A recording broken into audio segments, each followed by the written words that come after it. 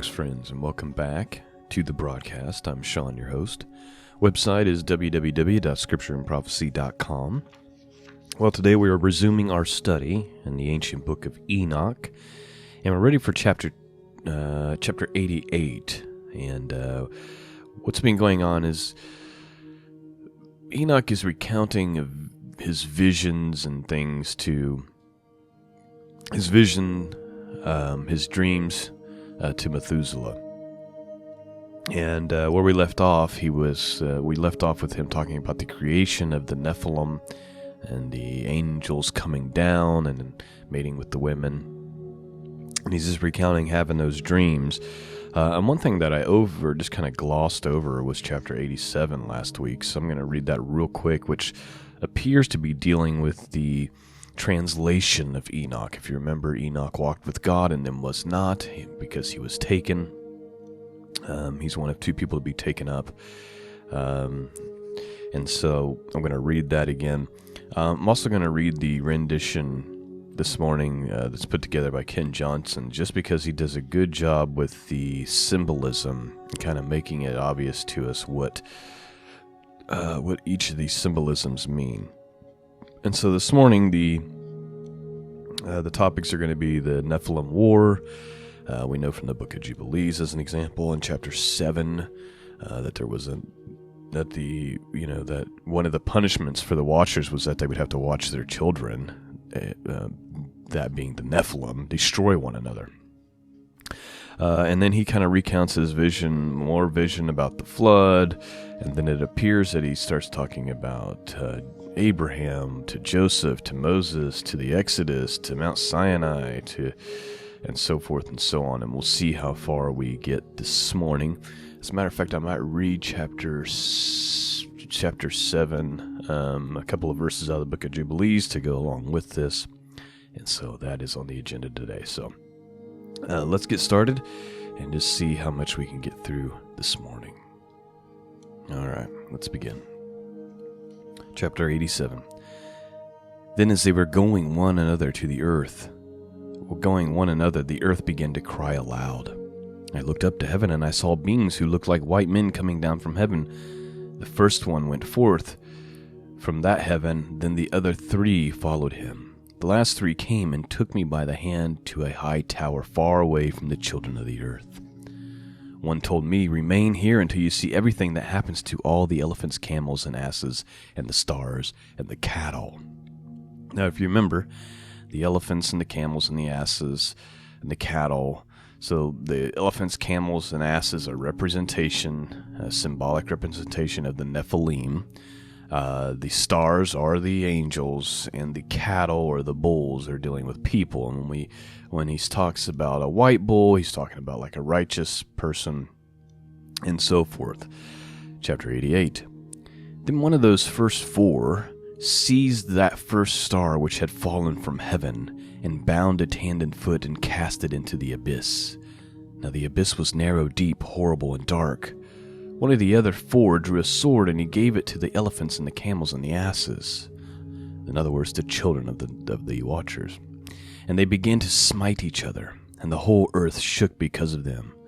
Then one of those first 4 gathered all the great stars whose sexual organs betrayed like horses, and bound them all hand and foot, and cast them in the abyss of the earth. And of course, Peter tells us about this event in the book of 2 Peter. In chapter 2, verse 4, he says this, "If God spared not the angels that sinned, but cast them down into hell, and delivered them into chains of darkness to be reserved unto judgment." And of course, where's Enoch pulling this information? Where's Peter pulling that information? I would argue that he's pulling it from the book of Enoch. He's talking about the exact same thing. Let's go to the book of Jubilees for a minute, just to kind of talk about what it says about this Nephilim history and the war between the Nephilim. And so we would go to chapter 7 in the book of Jubilees, starting with verse 21. I'll read you 6 verses.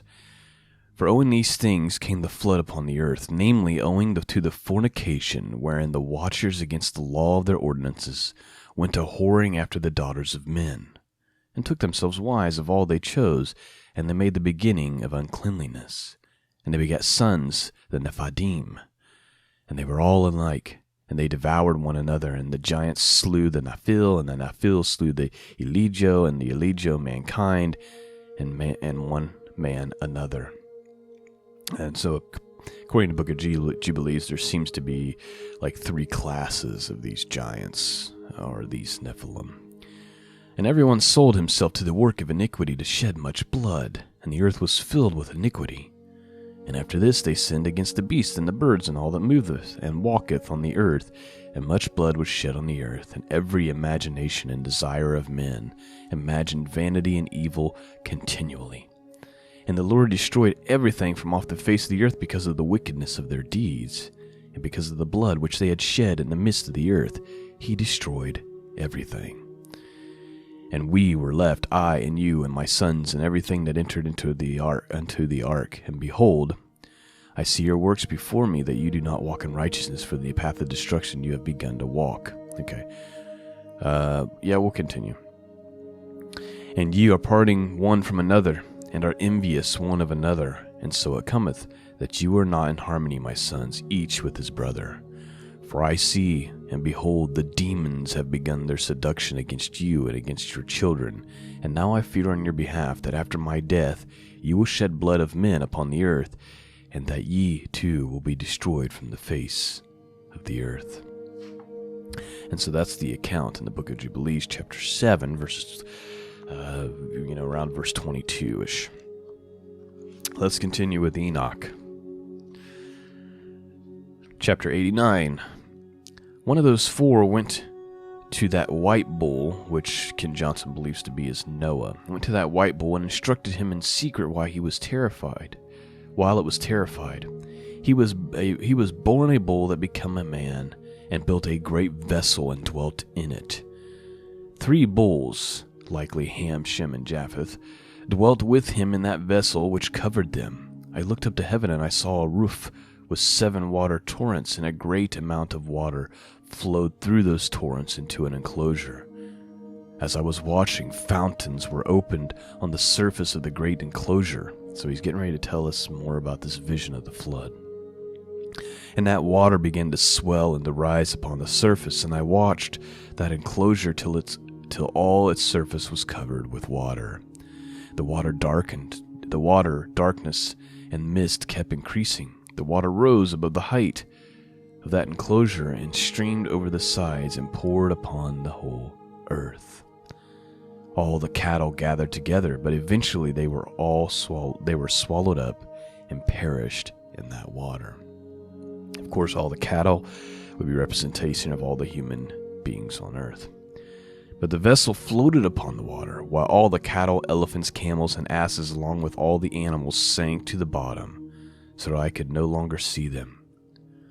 So Enoch is recounting that all the cattle, meaning all the human beings, and then all the elephants, camels, and asses, representing all the Nephilim, sank to the bottom and were destroyed. They were not able to escape, but perished into the depths. Then the water torrents were removed from that high roof, and the chasms of the earth were leveled up, and the other abysses were opened.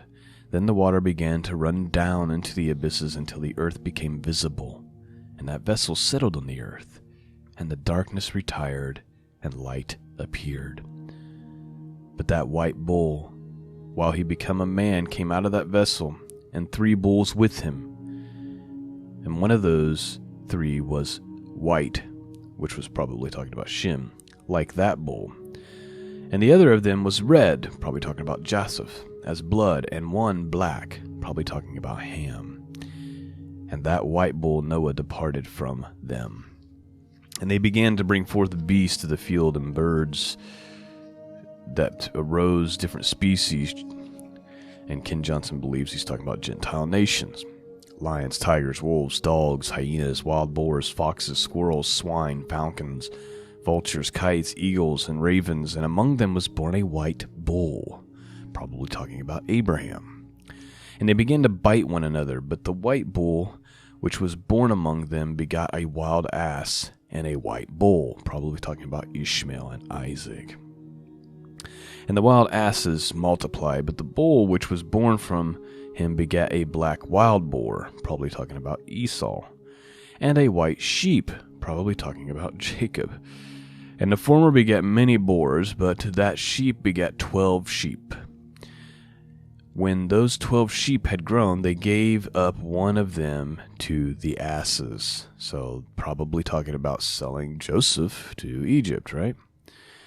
And those asses again gave up that sheep to the wolves. And that sheep grew up among the wolves. And the Lord brought the 11 sheep to live with it and to pasture with it among the wolves. And they multiplied and became many flocks of sheep. The wolves began to fear them, and they oppressed them until they killed their little ones, and they cast their young into the great river. But those sheep began to cry aloud, and on account of their little ones, and to complain unto their Lord. All right, now we're getting ready to go into some conversation which clearly is talking about Moses, just like this was clearly talking about Joseph and his 11 brothers, and they all ended up going into Egypt, where they multiplied, but then the Pharaoh grew afraid of them, and they started casting their children into the Nile River, which brings us up to Moses. And again, Enoch is just recounting a vision or dream that he had about all of the events of earth that would come.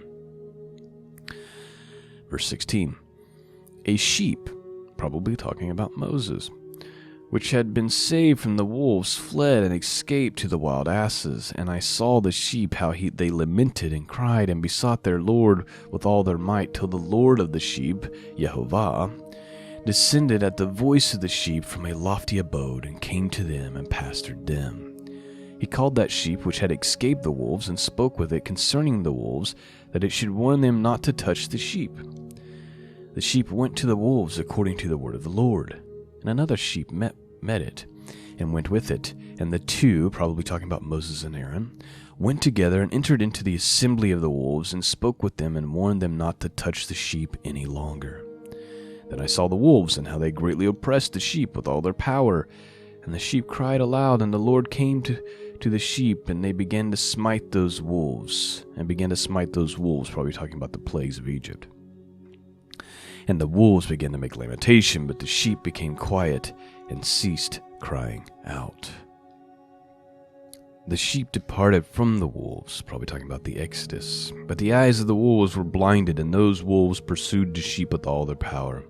And the Lord of the sheep went with them as their leader, and as all his sheep followed him, his face was dazzling and glorious to behold. But the wolves began to pursue those sheep till they reached the sea of water. And that sea was divided, and the water stood on both sides right before their eyes. And the Lord led them, and stood between them and the wolves. Even though those wolves could not see the sheep, they proceeded into the midst of that sea, following the sheep. When they saw the Lord of the sheep, they turned to flee, but that sea gathered itself together and became as it had been created. And the water drowned those wolves. But the sheep escaped from that water, and travailed into a wilderness, where there was no water or grass. And they began to open their eyes and see, and I saw the Lord of the sheep pasturing them and giving them water and grass, and that sheep going and leading them. And that sheep ascended to the summit of the lofty rock, probably talking about Moses on Mount Sinai. And the Lord of that sheep sent it to them. After that, I saw the Lord of the sheep who stood before them. His appearance was great, terrible, and majestic, and all those sheep saw him and were afraid before his face. And they all feared and trembled because of him, and they cried to that sheep with them, We are not able to stand before our Lord to behold him. Then that sheep which led them again ascended to the summit of that rock. But the sheep began to be blinded, and to wander from the way which had been shown them. But the sheep did not know it. The Lord of the sheep was enraged at them, and that sheep discovered it, and went down from the summit of rock, and came to the sheep, and found the greatest part of them blinded and fallen away. When he saw it, they feared and trembled at his presence, and desired to return to their folds. And that sheep took other sheep with it, and came to those sheep which had fallen away, and began to slay them. And the sheep feared its presence, and thus that sheep brought back those sheep that had fallen away, and returned to their folds. Of course, he's talking about that incident where he comes down from Mount Sinai and had the golden calf, and then there was the slaughter of all those who had participated in that, and so forth. Verse 36. Then I saw a vision till that sheep became a man and built a house, for the Lord of the sheep placed all the sheep in that house. And I saw till this sheep which had met that sheep which led them died. And I saw till all the great sheep died, and little ones arose in their place, and they came to pasture, and approached a stream of the water. So this is probably talking about how they all died in the wilderness while they were wandering for 40 years. Then that sheep, their leader, which had become a man, withdrew from them and died, and all the sheep sought it and cried over greatly. And I saw them. They stopped crying for that sheep and crossed the stream of the water. Probably talking about the Jordan River here. And there arose the other sheep as a leader in the place of that which had led them and fallen asleep. Probably talking about Joseph. The sheep came and stood in a place in a pleasant and glorious land, and I saw those sheep were satisfied, and the house stood against them in the pleasant land. And sometimes their eyes were opened, and sometimes blinded, till another sheep arose and led them and brought them all back, and their eyes were opened.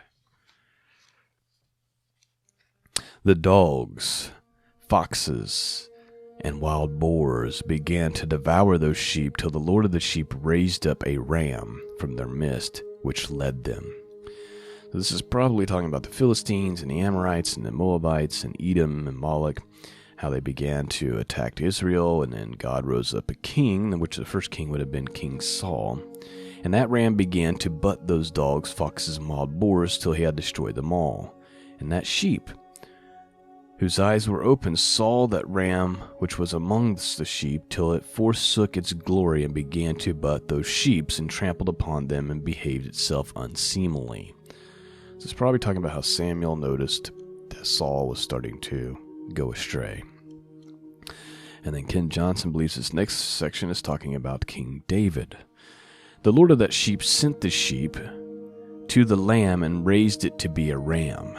And the leader of the sheep instead of the ram which had forsaken its glory. It went to it, and it spoke to it alone, and raised to be a ram, and made it a prince and a leader of the sheep. But during all these things those dogs oppressed the sheep.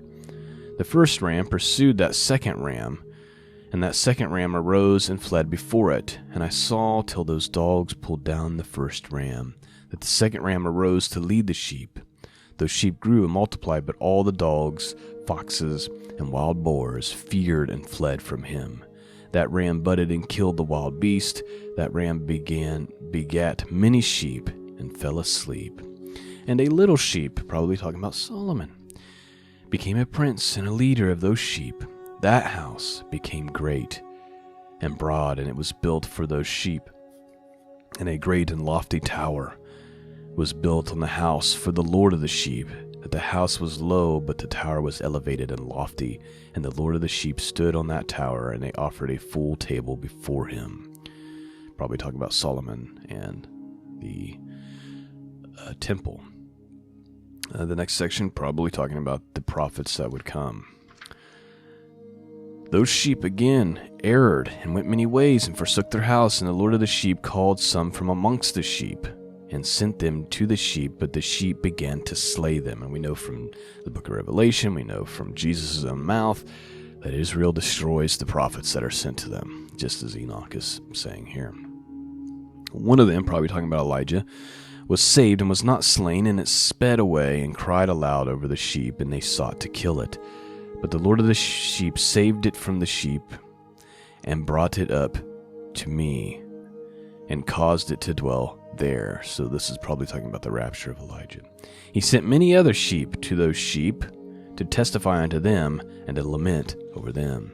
After that I saw that when they forsook the house of the Lord, his tower, they fell away entirely, and their eyes were blinded. And I saw the Lord of the sheep, how he wrought much slaughter amongst them and in their herds, until those sheep invited that slaughter and betrayed his place. All right, I think we've reached a good stopping point for now. We'll continue this study again next week. I'm pretty much out of time for this morning. And as you can see, this recounting of the vision is very symbolic, but you can kind of put the pieces together, which I think Ken Johnson did a really good job of, which just kind of made it really easy for us to kind of see what's going on. We don't have a whole lot more left. Let's see. We definitely still have several weeks, a couple more weeks of work left to study this book out. Well, I pray you were blessed this morning, and I pray that in the powerful name of Jesus, and I just thank all of you for your support and for your prayers and just helping me make this podcast possible. And I just hope that your soul is being fed, and that is the goal, to just kind of, I have the heart of a scholar. I love to study these things, and to study them with you is a great privilege of mine. So thank you for that. I'll be back with you at some point this week, and we'll resume our Torah and prophets and gospel portions for the week. Peace and grace be upon you, and until next time, God bless.